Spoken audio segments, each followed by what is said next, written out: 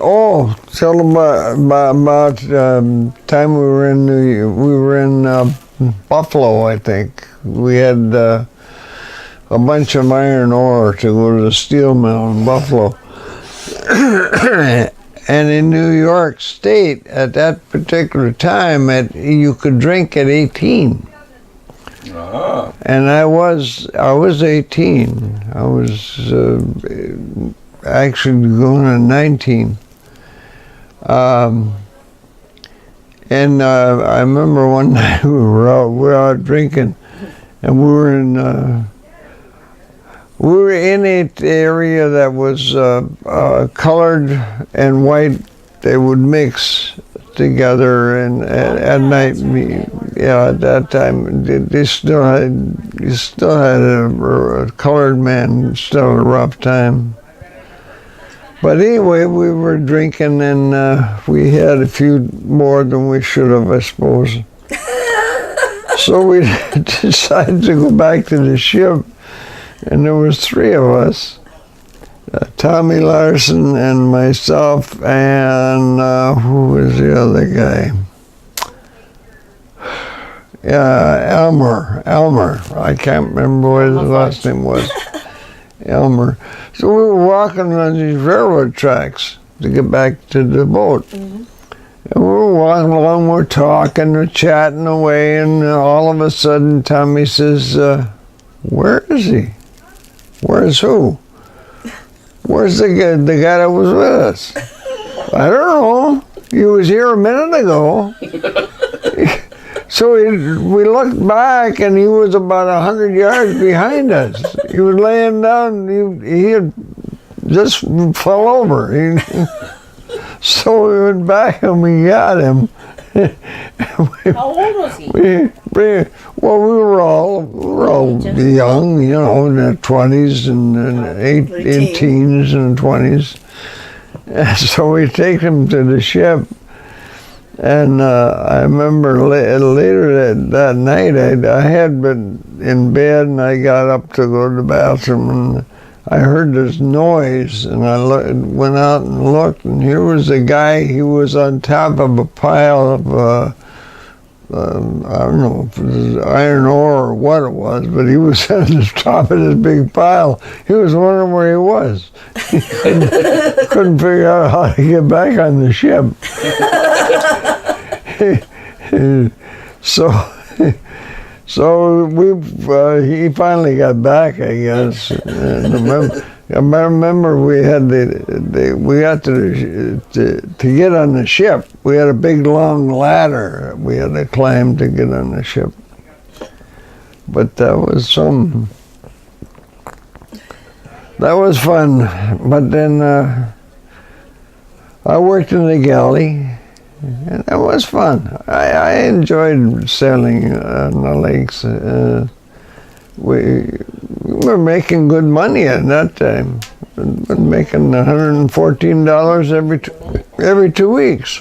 Yeah, that is good money. That was good money at that time, and you figure 114 plus your meals plus your transportation, or there was no girls on the ship. No girls. No girl, unless you snuck one on. But we didn't sneak them on. You couldn't. And what about walking around carrying switchblades?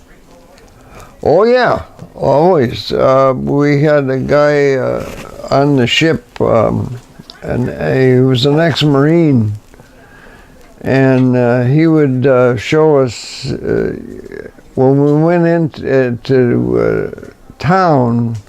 We had to go through the slum district, whatever you want to call it, in order to get to town. So we never went alone. We'd always have somebody with two or three guys to go because of protection. And if somebody came up to you and they bum a cigarette or something, you didn't give them anything. Right. Because if you did, they'd come out like a swarm from all doorways. They're all waiting for somebody that would give. Right. So we had to be very careful. But in I think it was Buffalo, we'd go uptown. If we were there, we always spent at least a day in port. It took us that long to unload because we were not a soft unloader. And they would bring up a crane to unload us iron ore or coal, whatever we were carrying. But we would go uptown and we'd go to the show. And they had, for 50 cents, we'd see a double feature and a vaudeville act.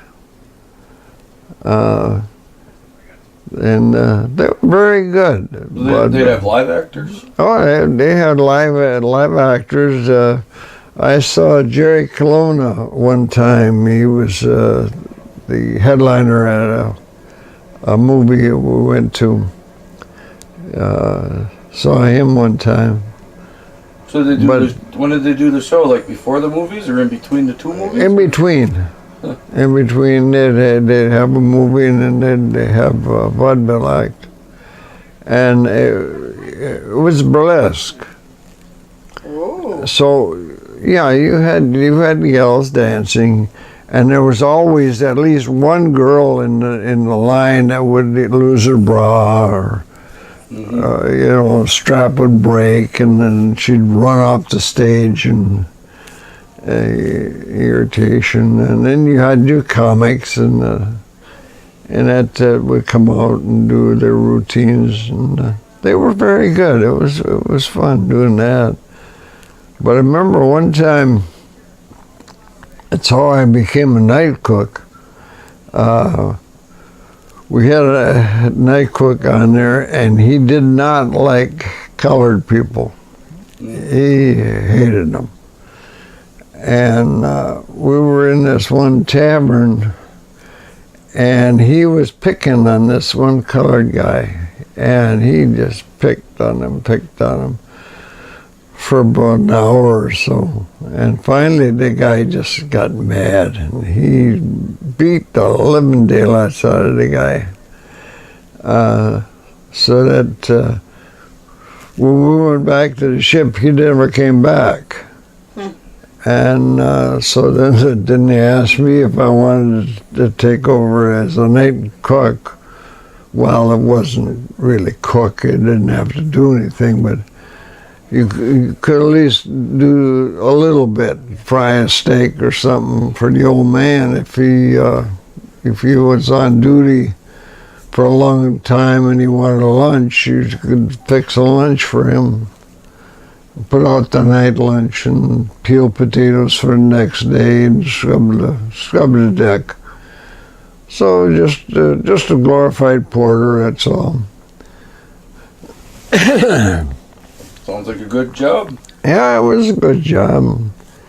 I used to send $100 home. I get 114. I send $100 home. I kept 14 for any expense that I needed, and for playing poker and that.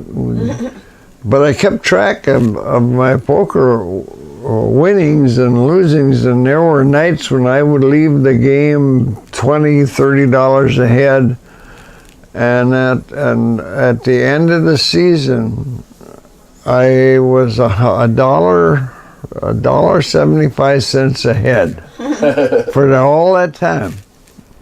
Wow. I remember one night I left there, I had all the change there was. They had to come and wake me up the next night because they needed to change. They didn't have any change to play poker. We used to play about, maybe 4 or 5 days after payday, and then the money was pretty much localized into 2 or 3 guys, and so then we would that'd be it until next time. I saw a guy lose his entire paycheck and 3 rolls of the dice. Wow. They were shooting dice, and 3 rolls of the dice, he lost his whole paycheck. Wow. So, yeah, but they love to gamble.